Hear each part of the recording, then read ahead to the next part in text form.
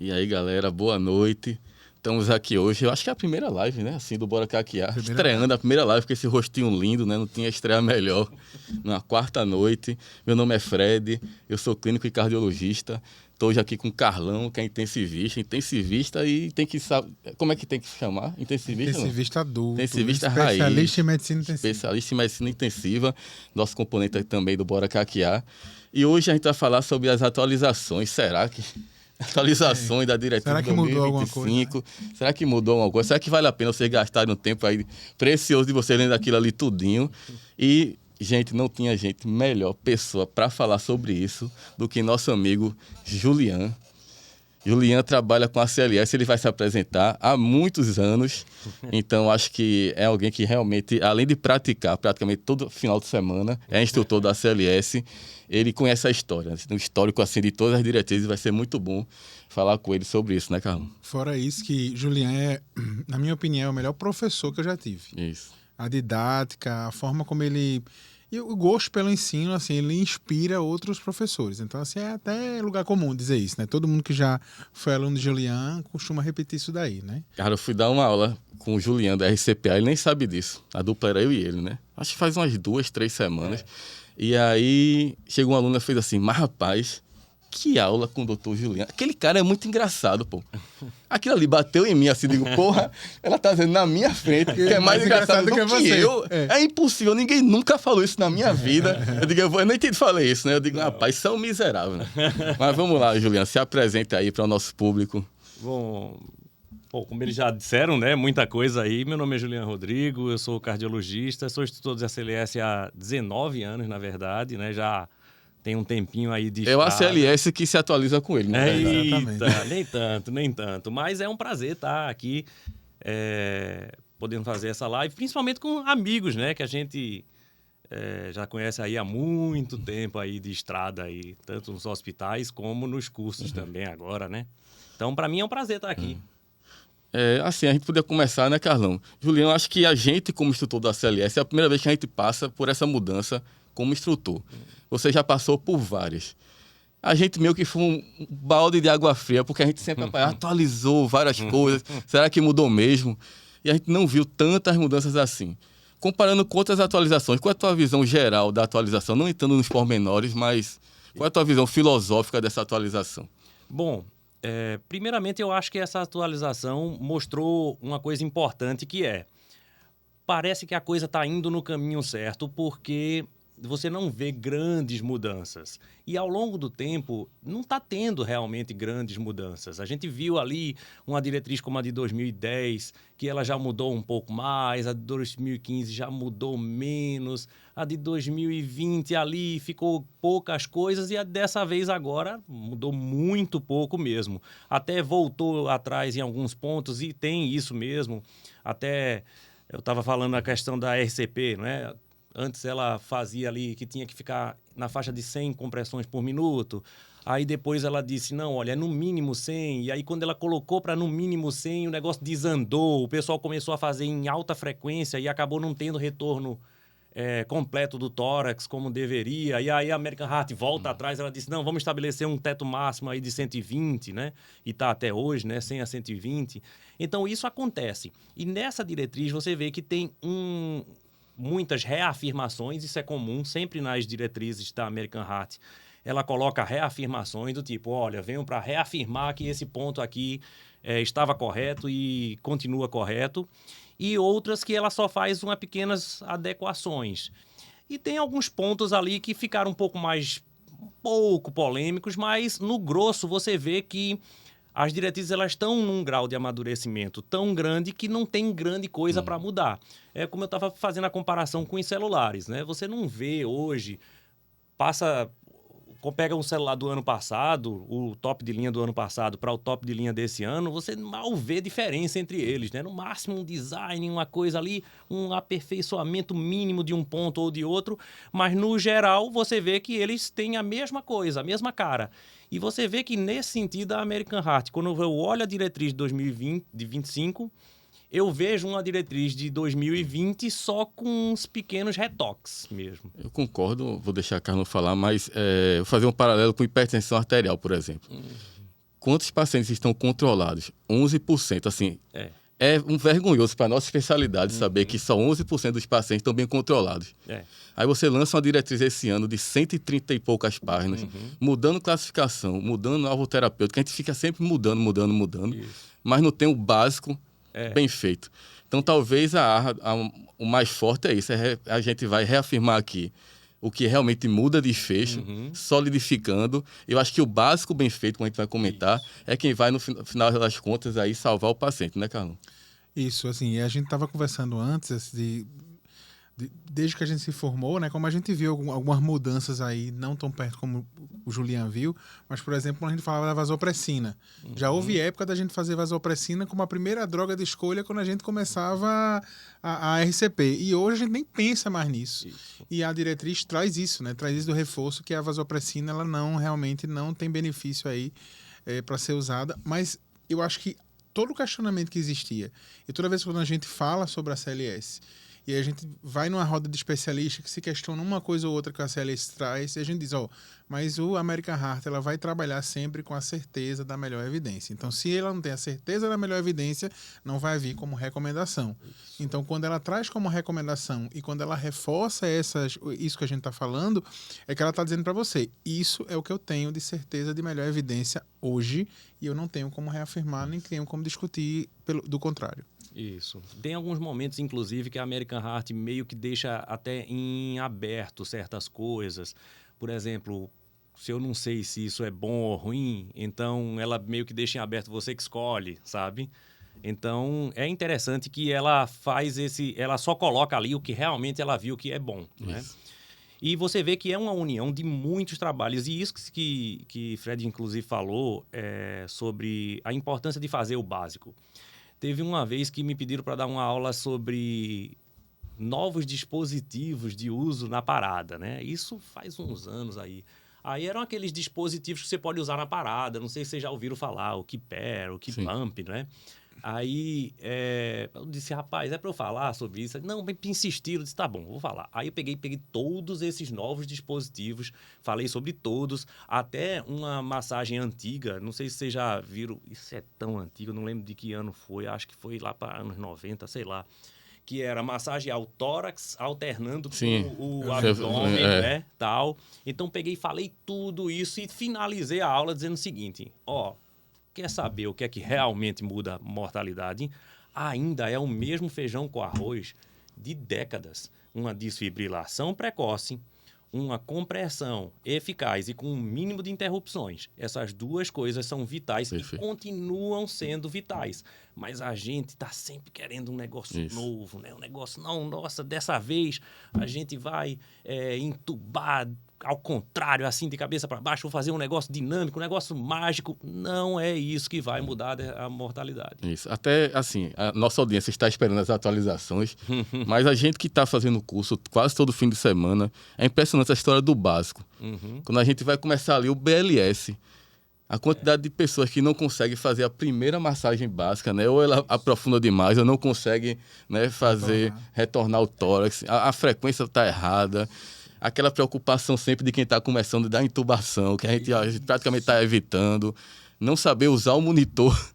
Você tem que parar a aula para fazer um bloco de, vamos aqui, o monitor, o ganho é aqui. Então, assim, as pessoas às vezes não se preparam para chegar no plantão e saber o seu equipamento, pô. Isso. Na hora da massagem, ninguém sabe o que é que vai fazer o quê. Então, assim, eu espero que a maior mensagem hoje seja: a AHA 2025 veio solidificar o básico para mim, né? E a gente vai tentar voltar isso aqui para o que a gente realmente, né, precisa saber. A gente vai falar das atualizações, mas a gente vai falar agora no final que o básico ainda é o mais importante, né? E acho que desmistificar a coisa da equipe de alta performance. Quando a gente fala a equipe de alta performance, às vezes a gente escuta, mas eu nunca vou estar de plantão com 5 pessoas. Eu disse, olha, mas como se fala de equipe de alta performance, é aquela equipe que vai massagear corretamente, minimizando o tempo de interrupção entre as massagens. Pronto, isso é a equipe de alta performance. Então, se ela fizer isso bem feito, já está de high performance. Então, assim, eu acho que a coisa da equipe de alta performance tem que ficar no mindset que a alta performance na RCP é o básico, porque só depende da gente, só depende da equipe o alta performance, não depende de tecnologia, não depende de nenhuma outra inovação. É o ser humano. Isso. E para você ver como é que essa questão de fazer o básico é importante. Uma coisa importante que a diretriz de 2020 trouxe foi a introdução do instrutor de RCP. Então, o líder continuaria sendo o mesmo líder, ele teria as mesmas condutas, ele procuraria a causa, desfibrilaria o paciente, né, organizaria todo o cenário de parada. Só que aí se você tem essa pessoa, se você tem um número de pessoas disponível ali na hora da parada, teria a figura do instrutor de RCP. É uma pessoa que ele tem foco em que as compressões sejam feitas da maneira correta, com o mínimo de interrupções e fazendo com que haja o revezamento entre as pessoas, não é? Então, veja que coisa. A própria American Heart, em 2020, disse, cara, tem muita coisa, a gente está tentando introduzir coisas novas aqui, de vez em quando, mas a gente continua pecando no mesmo base. Então, a coisa nova que a gente vai trazer, essa diretriz de 2020, vai ser essa, principalmente. É um instrutor de RCP, um cara que vai vir para fazer o básico de novo. Exatamente. Isso. Então, vamos entrar aí. Vamos começar. Julian, você elencou aqui para a gente algumas coisas. Acho que você pode ir falando até o que você lembra, a gente pode ir comentando. Para você, qual seria o highlight principal? Que aquilo que você leu aqui, eu acho importante. Como realmente uma atualização, digamos assim. Ou uma afirmação que ficou mais claro. Pois é. Ele, de highlight mais importante que ele coloca aí, particularmente, eu diria que nenhum é tão forte a ponto de você dizer, não, esse daqui muda uma realidade totalmente, entendeu? Ele faz algumas mudanças, por exemplo, na cadeia de sobrevivência, ele une as duas em uma só, né? Extra-hospitalar e intra-hospitalar, ele coloca tudo numa só. Ele faz algumas mudanças. Pronto, algumas coisas que ele mostrou de mais interessantes, inclusive fogem do ambiente de parada, como de obstrução de via aérea, não é? Por corpo estranho. Isso. Essa ele mostrou um pouco mais diferente. Eu acho até que essa foi a mais interessante de todas as mudanças. A do colar cervical? Não, eu digo mais a de obstrução mesmo. Tapa nas costas. 5 tapas nas costas. E aí volta para Heimlich, depois e começa Isso. a se alternar até que ele ou melhore ou fique inconsciente, não é? Isso. E é importante lembrar ao público que houve dúvidas assim em alunos, em residentes, que é isso quando o paciente não está parado, né? Quando é uma obstrução por corpo estranho. Isso. Né? Quando ele entrar, ficar inconsciente, aí a gente começa a reanimação da parada mesmo. Tem algumas coisas interessantes Aquele aí. do 30/2. Pois é, isso que eu ia comentar agora, o 30/2. Famoso 30/2. Pois é. Se a gente pegar ali pela história mesmo, lá do comecinho, a gente começou ali com 5/1, né? É coisa bem das antigas mesmo. 5/1, passamos para 15/2, e quando a gente passa para 15/2, você nota o seguinte, que proporcionalmente aumentamos a quantidade de compressões relacionadas à ventilação. E aí a gente pula para 30/2, aumentamos mais ainda, dobramos a quantidade de compressões com relação à ventilação. E aí, depois disso, em 2018, a American Heart lança um trabalho que ali eu disse, opa, parece que vai vir coisa nova aí. Porque ela coloca que RCP contínua, mesmo sem o paciente estar entubado, eu vou fazer massagem continuamente e ventilação com um dispositivo bolsa-válvula-máscara de maneira assincrônica. Então, eu vou comprimir 2 minutos sem pausa e ventilar 1 a cada 6 segundos. Estava tudo aí tranquilo. Em 2020, isso entra para a diretriz e a gente começa a subentender, olha, a American Heart está dando sinais aí de que ela vai meio que escantear o 30/2, né? Tanto que eu já estava até apostando nisso. Disse, olha, tô achando que o 30/2 vai cair, não é? Outro que eu também apostava muito, né? Depois a gente vai falar sobre a questão do controle direcionado de temperatura. Eu sempre estou apostando que esse negócio, eu digo, agora vai, e ele fica lá. Mas aí, de repente, agora na 2025, quando eu peguei, eu disse, eita, vamos ver o 30/2, né? O 30/2 agora eu acho que morreu. Aí, de repente, ela diz, não, agora vai ser preferível o 30/2. Aí eu disse, eita, agora me surpreendeu. E a justificativa que ela coloca é de que o 30/2 é melhor, é preferível. Ele não diz nem que o contínuo está proibido, mas ele é preferível ao contínuo, porque no contínuo a gente não consegue provocar elevação do tórax, então a gente meio que não sabe se está ventilando bem. Mas a ideia, na minha cabeça, era que, vamos lá, quando eu começo as compressões, a primeira compressão, a segunda, terceira, né, eu estou começando a comprimir o tórax do paciente, aos poucos vai havendo um enchimento coronariano, e a partir ali, ó, sei lá, 6, já tem um enchimento coronariano suficiente para, mantendo esse quadro, o paciente ter mais chance de retorno à circulação espontânea. Só que aí você faz uma pausa, na hora que você faz uma pausa, ainda que 1 segundo, e eu costumo até dizer na aula, sabe aquela coisa que você tá 1, 2, 3, 4, 5, pega ali um ambu, 6, 7, 8, 9, 10, cadê a adrenalina? 11, 12, 13, eu digo, ó, isso aqui tá sendo inútil, porque quando ela vai começar a entrar no nível de perfusão que daria retorno à circulação espontânea, você zera de novo, então você diz assim, mas eu parei só 1 segundo, esse 1 segundo que tá zerando tudo na perfusão coronariana. Então, entendendo a importância dessa perfusão coronariana se manter a níveis elevados, eu entendo que o contínuo, pela lógica, não é, seria mais interessante por isso. Mas aí a American Heart diz que agora ela coloca como 30/2, sendo mais preferível ao contínuo, exatamente para poder avaliar a questão da via aérea, né, da ventilação do paciente. Na minha cabeça, tanto que no caso, quando a gente pega a diretriz, já de 2020 mesmo, ele até determina, ele não determina, obriga você a intubar, né, em certos momentos, mas ele coloca ali um momento que ele considera a intubação. Ora, como a gente estava, quando a gente estava fazendo 30/2, ele dizia sempre assim, enquanto tiver no 30/2, se provoca a elevação do tórax, você pode retardar aí a intubação, não tem problema. Até porque não temos prova de redução de mortalidade com a intubação na parada. Mas quando você tem o contínuo, você não sabe se está ventilando. Como não sabe se está ventilando, então o momento da intubação deve ser aquele ali mesmo e não retarde mais não, porque a gente não tem essa medida. Até aí, tranquilo. E aí a dica que eu costumo dizer é, na hora da epinefrina é a hora da intubação. É de epinefrina, é de intubação. Então, na hora do choque, essa epinefrina, na hora dos ritmos chocáveis, essa epinefrina vai fazer depois do segundo choque, né? Ou seja, um pouco mais tardiamente. Mas aí vai fazer também junto da epinefrina a intubação. Manda uma pessoa fazer a epinefrina e já vai intubando o paciente.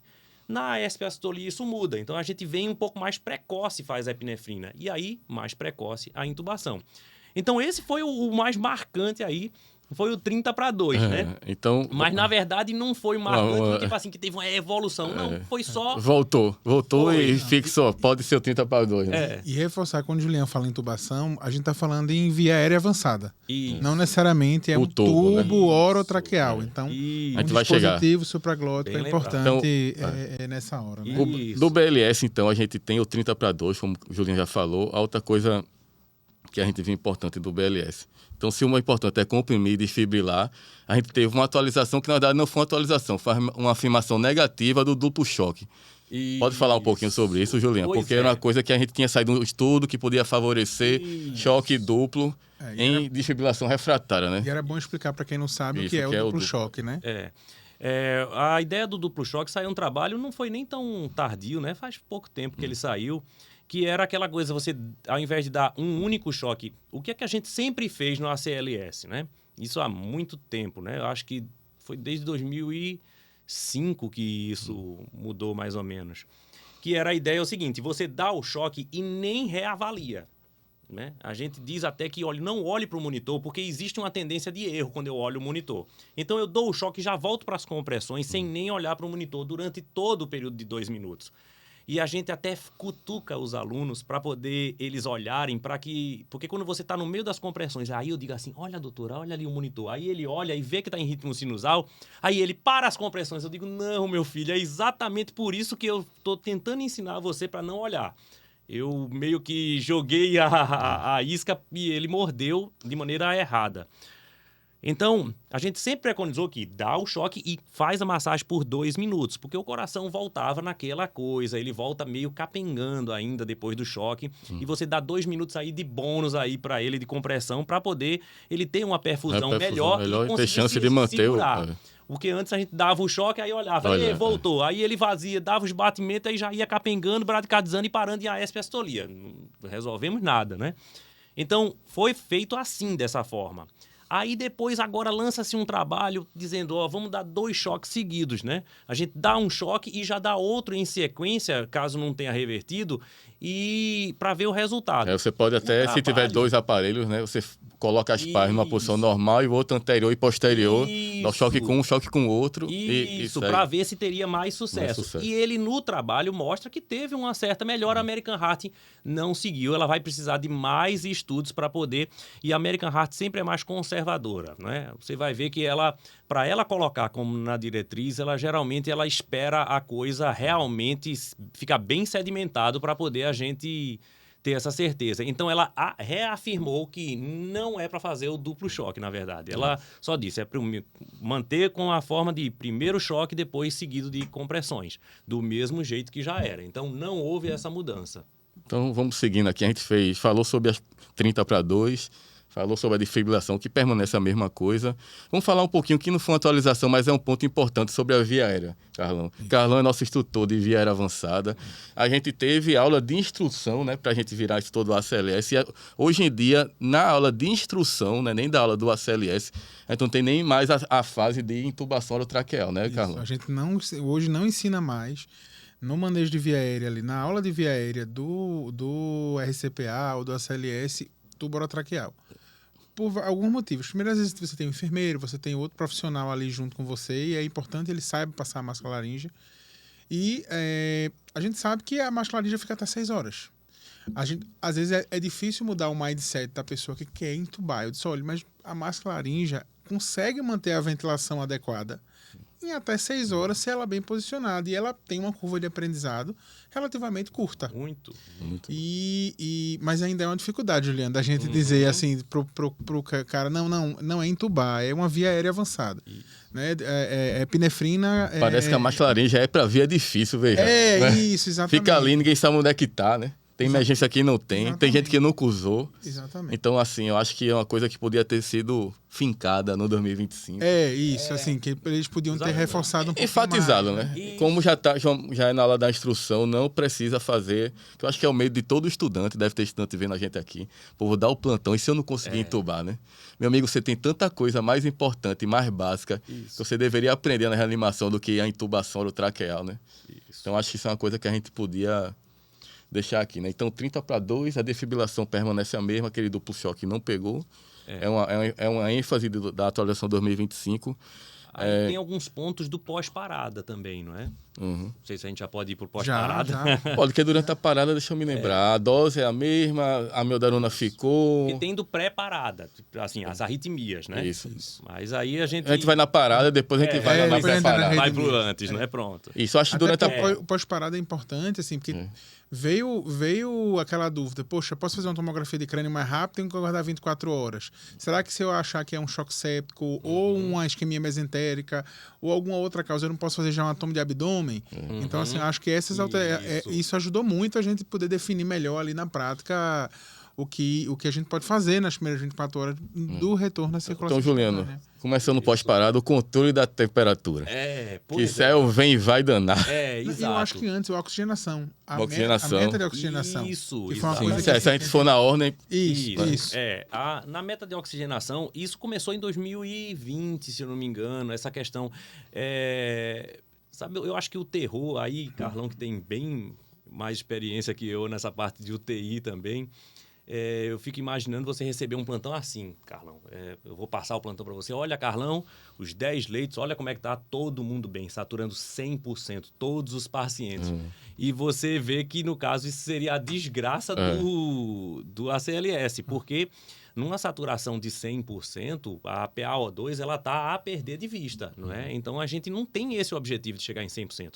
Aí, em 2020, ela coloca como meta 92 a 98%. Aí ela vai agora, ela puxa um pouquinho mais para baixo, mas o limite máximo continua aos 98. Ela não quer esse limite máximo, que ultrapassa esse limite máximo. Porque senão a gente está fazendo uma iatrogenia por excesso de O2 mesmo para esse paciente, não é? A gente não quer. E aí ele meio que emparelhou com seno coronária da aguda, né? Só vai dar oxigênio a quem tiver menos de 90, digamos assim. A 90 você já está meio que na meta, né? Não hiperoxigenar. Né? Não hiperoxigenar o paciente. Isso, né? E tem um máximo. E aí ele pega também e coloca aquela meta de PaO2 também, que ele não tinha mencionado antes. Agora ele coloca, né? De 60 a 105, não é? Então, ele coloca essa meta para dizer assim, olha, se você tiver uma gasimetria, pronto, já temos também uma meta aqui de PaO2. E PCO2, né? Também. Aí ele também reforça a importância do capnógrafo, né? Tanto durante a reanimação como no pós-parada. Você vê que o capnógrafo, eu acho que ainda não é tão utilizado quanto deveria, não é? E poderia, né? Tem gente que não sabe nem que aquele monitor normal da sua UTI tem a entrada. Acha que o capnógrafo é a coisa mais... E tem ventilador que tem capnografia. Que você só coloca o sensor de fluxo. Isso. Acoplado ao ventilador, ele já dá a capnografia. Às vezes, aí é a importância. Não é só o ETCO2. É a capnografia com curva. Sim. Entendeu? Com curva. Não adianta ter só um capnógrafo. Você tem que ter a curva da capnografia, né? Apesar que o capnógrafo estiver baixo, já ajuda ali. Reanima a direita aí, bota acima de 10, 12, que tu tá batendo fofo aí. Isso, exatamente. Ainda tinha daquele. Então, e aí no pós-parada ainda, essa questão da hipotermia, né? Na verdade, o controle direcionado de temperatura. Porque antes, quando começou com hipotermia terapêutica. Isso, exato. E o nome ainda ronda nossa mente. Aí ele começa com 32 a 34, antigamente, ó, a história aí vindo de novo, né? Coisa de velho. Aí de 32 a 34. Aí eles disseram assim, não, olha, a gente identificou que 32 a 36 tem a mesma eficácia. Aí depois eles viram assim, meu amigo, olha, se eu puxar até 37... É só não fazer febre, né? Só não fazer febre que tá valendo, né? Basicamente é isso. Qual é a dificuldade do controle direcionado de temperatura quando a gente vê hoje em dia? É porque não é fácil de fazer, tem que ter uma equipe treinada, protocolo estabelecido. Então, isso... E às vezes tem uns trabalhos europeus do pessoal que fez, assim, no braço, sabe? Aquela coisa do tipo assim, quer saber? Eu vou chegar a essa temperatura na meta, então eu vou sorvetizar o primeiro que parar aqui essa noite, né? E aí aumentou a mortalidade, né? Sem fazer uma sequência correta, não é? Achavam que podia colocar na temperatura periférica mesmo, né? Tudo. Então, todos aqueles... Colocavam gelo ao redor do paciente. Isso, exato. Então, fizeram de qualquer jeito, Soro né? gelado, então, tinha tudo para dar errado daquele jeito, né? Hoje, a gente vê o seguinte, que... Só foi uma hipotermia grave, né? Acho que abaixo de 28, que ele considera um ECMO até para... Mas, assim, casos extremos, né? Como mensagem é essa. Isso. 32 a 37,5 tá ótimo. Ele nem tá mais tão importando mesmo com esses números mais baixos. Pode ficar perto dos 37,5 mesmo, que tá tudo ótimo, né? Mas eu achava até que ia cair, não é? Porque como ela tá meio que esquentando o paciente, né? Aos poucos, eu sempre acho... Em 2020 eu disse, agora ela cai. Aí não caiu. Agora eu disse, agora vai cair e não caiu de novo. Então não sei até quando ela vai sobreviver. Ela mostra, assim, resultados, né? Ela tem uma redução de complicações neurológicas no paciente, no pós, né? Parada. Mas ainda está sobrevivendo aí esse controle direcionado de temperatura no pós-parada, né? Mais alguma coisa no pós-parada? Acho que ele tem uma falta de... Né? Quando parar, né? Sim, ele dá uma ênfase. Tem duas coisas ainda, né? As tomos, né? E a questão do cateterismo também, né? Isso. Vamos lá. Das tomografias, ele coloca a tomo de crânio, que a gente já tinha antes, ele já recomendava antes, naquele paciente comatoso pós-parada, já tinha essa recomendação. E ele meio que... Ele coloca ali na diretriz o óbvio. Ele diz o seguinte, que você pode fazer também a de tórax e abdômen para procurar uma causa. É meio que o óbvio, porque se você não tem uma causa, não sabe por que parou, por que não continuar investigando? Então, e é importante que ele diga o óbvio, porque às vezes a gente esquece exatamente do óbvio, né? Então, é importante que ele frise esse óbvio da tomo de tórax e de abdômen, né? E a outra coisa foi do cateterismo, né? E agora, porque antes ele meio que deixava não muito claro quem era esse cara. Ele desavalia. Se tivesse Supra, vai pro CAT, né? Isso. Basicamente, no ACLS, Suprou. Isso, no Supra era fácil, né? Isso. Mas aí ele agora deixa claro algumas indicações, né? Ele coloca ali, ó, choque cardiogênico, ele coloca como arritmias ventriculares, ele coloca o seguinte, esses também devem ir pro CAT precocemente. E não quer dizer que o paciente que não tenha esses itens não vai para o CAT. Ele só está dizendo que não precisa ir precocemente, que não houve redução de mortalidade. A maioria dos estudos com pacientes não selecionados que chegavam em parada, o CAT de rotina foi neutro, né? Isso, Tomahawk, os estudos de... Mas se você tivesse uma história de dor torácica, paciente coronariano, ele em 2 horas tem que fazer uma paciente coronariano, teve dor antes da parada, né? Chegou num ritmo chocável. Então você vai juntando, voltou e o eletro sugere isquemia. Esse paciente você vai continuar indicando. Isso. Mas eu acho que é assim, talvez em mensagem não colocar todo o mundo no CAT, no né? CAT precoce, né? Ali naquela primeira hora, né, tal. Então, isso não quer dizer que, como a gente está frisando bem, não é para não fazer o CAT. Isso. É só não precisa ir de imediato. Isso. E eu acho que, talvez assim que eu estou lembrando, depois a gente pode até ver a lista aí, se alguém aí no chat quiser perguntar alguma coisa. Mas ele botou uma recomendaçãozinha como quando parar, né?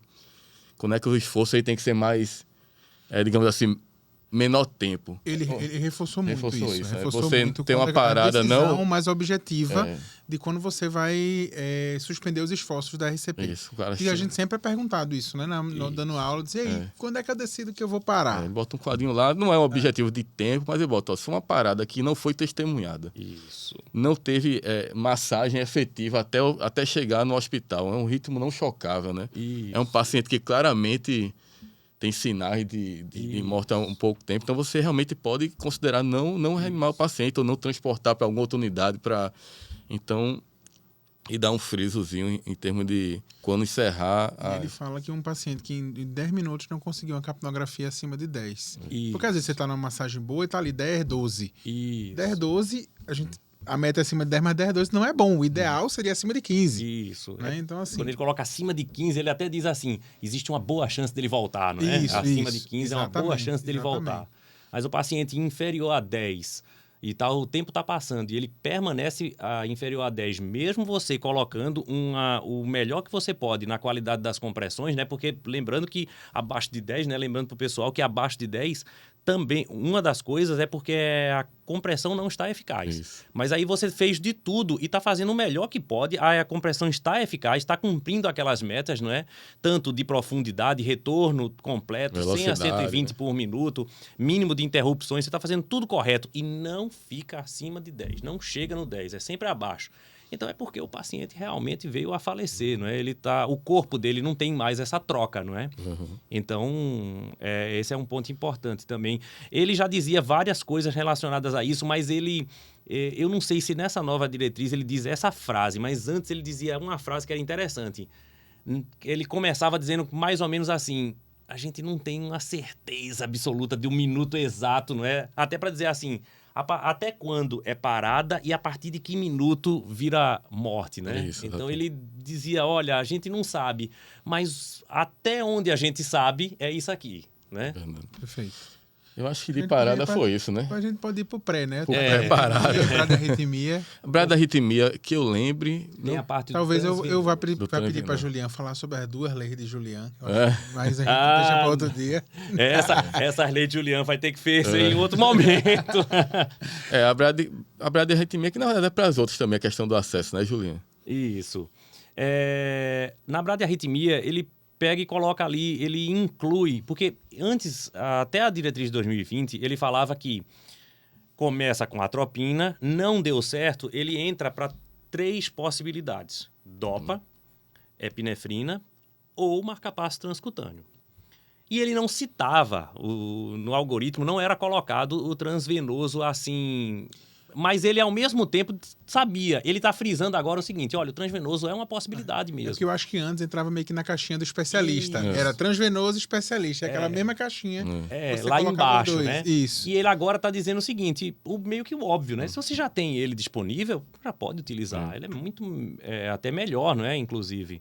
Então, ele coloca essa possibilidade. De resto, as drogas ainda continuam na mesma dose, a parte de bradicardia não mudou nesse sentido. É mais, ele passou a recomendar o transvenoso, né, também. Também, você né, tem minha essa gente? possibilidade. Você sabe usar o transcutâneo e tem pouca prática no transvenoso. Ou não tem não tem disponibilidade mesmo do transcutâneo, né, onde você tem. Aí a outra também que ele colocou nessa parte de pré-parada das arritmias, Vamos para as TACs Pra agora, ataque, né? arritmia. Nas TACs, ele coloca uma parte que é, antes, na FA, ele recomendava de 120 a 200 o choque nas cardioversões de FA, nos pacientes que são instáveis, né? Agora, esse trabalho já era antigo e a gente já meio que falava que o ideal é começar mesmo com 200. E agora ele colocou isso na diretriz bem claramente. Ó, vamos começar mesmo com cargas mais altas para FA. Essa eu achei boa, mas a gente já falava. Tanto que quando alguns instrutores até disseram assim, ué, e não já era assim, né?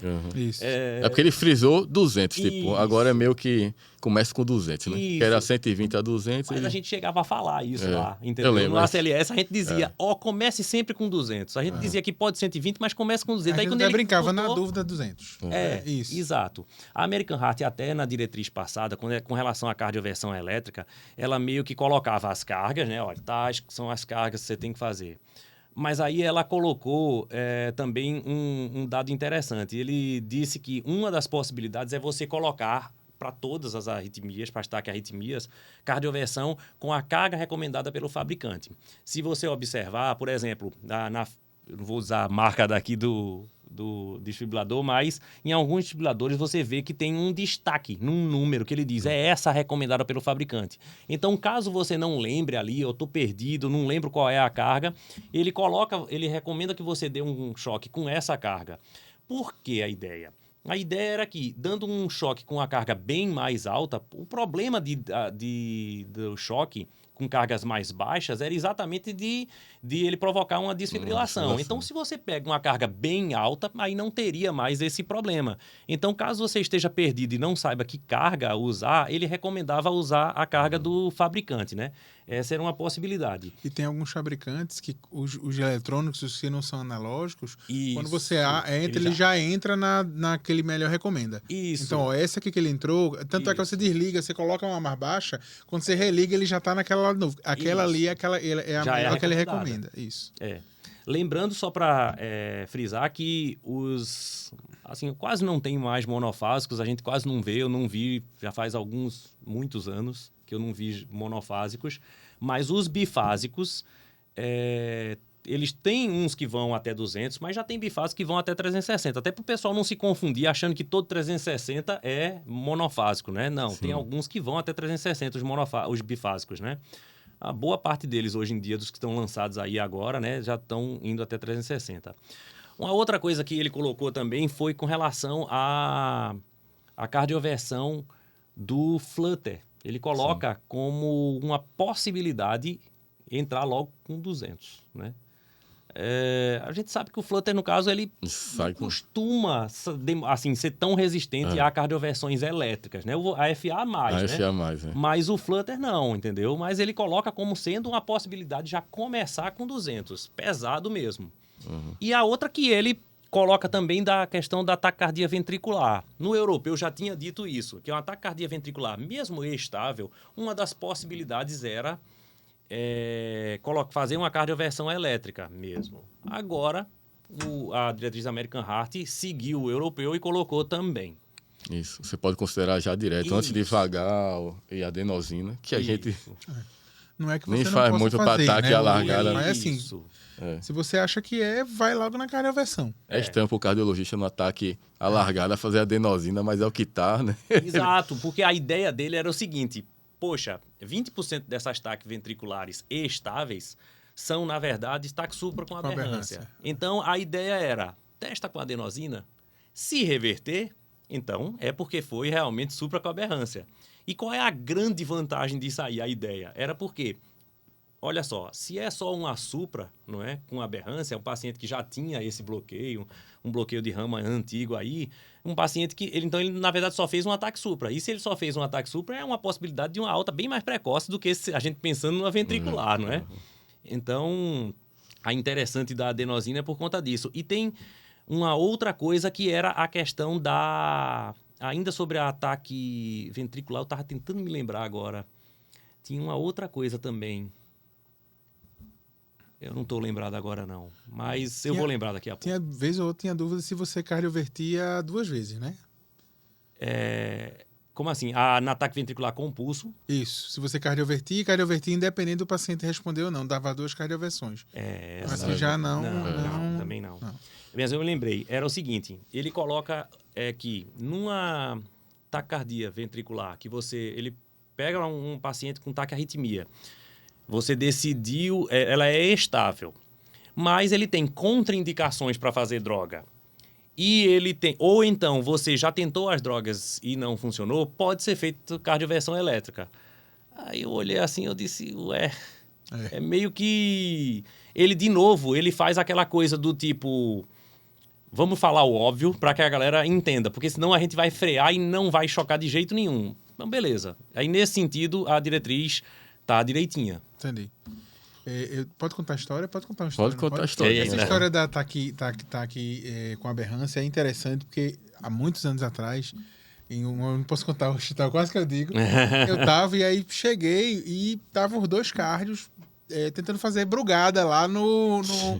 E eu passei, a enfermagem me chamou, o paciente já estava instável, nesse momento ele já virou para instável e o menino na brugada lá. E aí tal, não sei o que, a gente sedou, tal, cardioverteu, voltou e aí tava na discussão. E ainda tava um ataque. Eu disse, cardioverti lá. Mas cardioverteu por quê? Era um ataque supra, era um ataque RS estreito e o paciente estava instável. Cardioverti. Isso. E isso é uma coisa que a American Heart, isso que tu fizesse, é uma coisa que a American Heart frisa muito. Quando a gente começa as nossas aulas, né, a gente sempre costuma dizer assim, eu até quando eu inicio o curso, eu dou uma geral sobre como é o curso da CLS, né? E eu digo até assim, vocês vão ter uma aula de taquicardias e de bradicardia. Nessas 2 aulas, a coisa mais importante, mais do que o ritmo, é você definir instabilidade. Porque se você definir o instável, eu até brinco assim com eles, eu disse, olha só, imagine o seguinte, um paciente está com uma taquicardia 180 de frequência, você olha o eletro e é uma taquicardia de Korsakoff.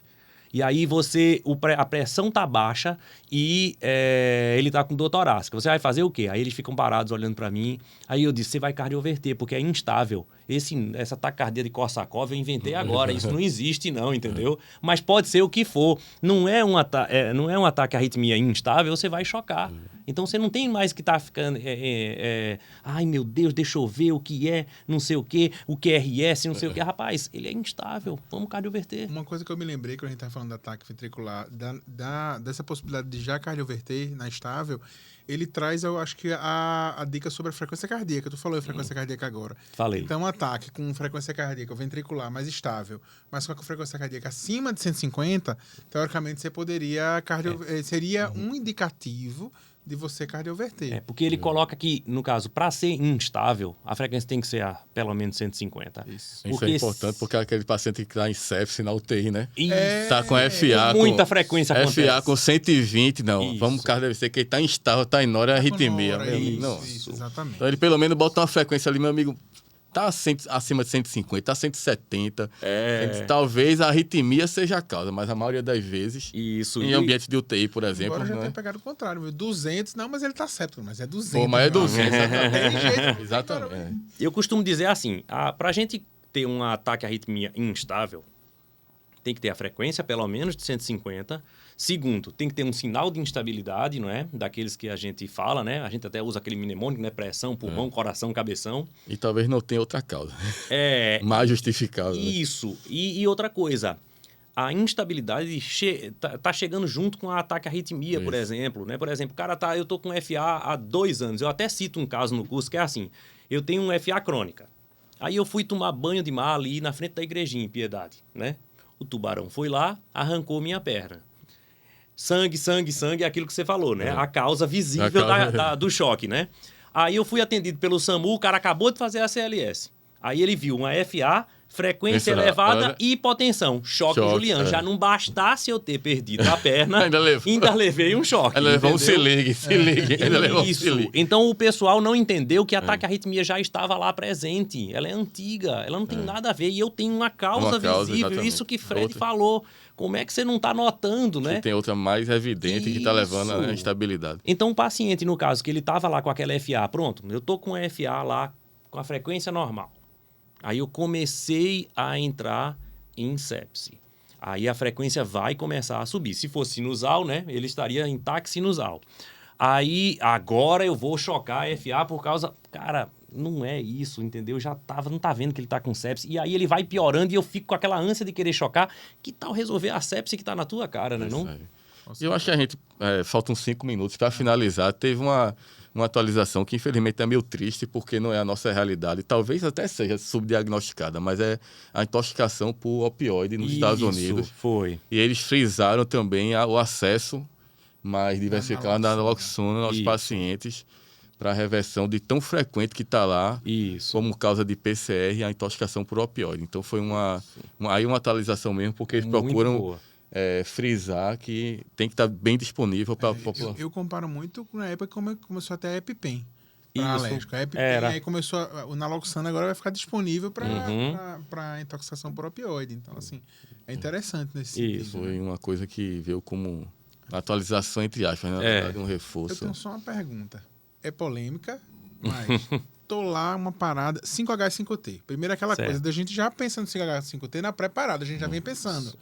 Mas vamos dizer que eu não pensei, o paciente parou, eu não tenho causa, eu acho que é um TEP. Certo. E aí eu trombolizo, mas eu vou salvar a vida do... É a única coisa que eu tenho para fazer. Eu trombolizo ou não trombolizo? Eu emociono, eu trombolizo. Mas o T do TEP você pensou por causa de quê? Da história clínica? Eu acho que é um TEP. É porque eu acho que é um TEP. Esse é que é a muito questão. provável que seja um TEP, mas eu não tenho nenhuma evidência disso. Isso, veja, a gente geralmente... Aí seria um trombolítico meio que de rotina quando pensa, né? Isso é meio complicado, porque a gente prefere fazer quando você diz assim, não, eu tenho algo para pensar realmente, e não do tipo assim, eu vou... Ele tem uma TVP e na dúvida, olha, é meio complicado, entendeu? Eu já vi, assim, recomendação contra com suspeita clínica. Você tem que ter pelo menos algum método com evidência forte de que é TEP. Então, por exemplo, pelo menos um POCUS com sinal de difusão de VD num cara muito provável. Que também, se a gente for para um mundo ideal, não, eu só vou fazer trombolite se eu souber que é TEP. Tu vai o quê? Massageando o cara lá para tomo, vai fazer um transofágico, pegar a sorte de ter um... Então, assim, eu achei do ponto de vista... meus amantes de POCUS aí, eu disse... isso que eu ia comentar. O POCUS não vai entrar em 2025. Ele não vai entrar no intraparada. A American Heart não vai fazer isso. Porque vai atrapalhar. Se quando entrar, se for difundir, vai atrapalhar a FCT adequada. Então, assim, eu acho que vai fazer trombolítico para TEP tem que ter uma evidência muito forte mesmo para fazer. Eu diria que você tem que ter uma documentação. Você está documentado que você tinha uma embolia pulmonar. Eu nunca vi na parada alguém fazer trombolítico. Já vi pericardo centese, o resto todos. Toxina, olha lá, viu? Pensar, mas... A não ser que você, evidentemente, cara, sei lá, fez uma sedação, fez alguma coisa assim. Mas diga assim... trombolítico para fazer assim, eu acho que é TEP, fez um trombolítico e voltou, ainda mais, eu nunca vi fazendo e voltando. Aí é só você. Mas eu já vi e voltou com tamponamento cardíaco. Mas a gente isso que tá vendo? Esse é o problema. Então, mas voltou, né? Mas voltou. Então, é um T meio que do mundo da fantasia. É igual aquelas emergências que você não pode mandar para casa aí, ruptura esofagiana. Porra. Quantas a gente viu na vida que chegou com dor torácica e era uma ruptura esofagiana numa unidade dor torácica? Eu vou parar, porque senão vão dizer que eu sou pescador, mas a gente não dá dor torácica não, mas na emergência a gente já Mas estou dizendo, às vezes a gente fixa em coisas que são muito raras e tá lá como, né? É história para contar, aquela história que você tem para contar. Eu tenho uma história daquele doente. É isso, né? É isso. Julian, não sei se você quer finalizar, você começou, finaliza. Não tenho nem como agradecer. Eu conheço o Julian há mais de 10 anos já. O Fred com certeza conhece mais, acho que já tem uns 20. Como eu disse, assim, foi uma das primeiras pessoas que me despertou a vontade de ser professor. Foi o Julian, já disse isso a ele. Então, assim, é um cara que tem a melhor didática e, assim, o que o Julian ensina, você nunca esquece. É verdade. Então, a gente só tem a agradecer. Quem vê a aula de Julian do ACLS não esquece, né? Das arritmias, mas vamos das para contar historinhas. os causos da cardiologia. Eita, vamos embora. Contar histórias aí de plantão, né? Isso, exatamente. Bom, para mim é um prazer, né? Mesmo que não fosse podcast nem nada, fosse só pra gente bater papo, eu já toparia, não é? Um rodízio. Um rodízio de carne ou de pizza, topo tudo. Então, Márcio ainda mais... Santos diz que vai pagar um pra gente. Eita, pronto, tô dentro, então. Obrigado, Carlão. Valeu, Juliano. Obrigado, meu irmão. Vai voltar mais vezes aí. Com certeza. Carlão. Bicho, obrigado. Valeu. E obrigado, pessoal. Até a próxima. Até a próxima. Obrigado à nossa técnica aqui, Lucas e Luna. Boa noite para vocês. Até a próxima.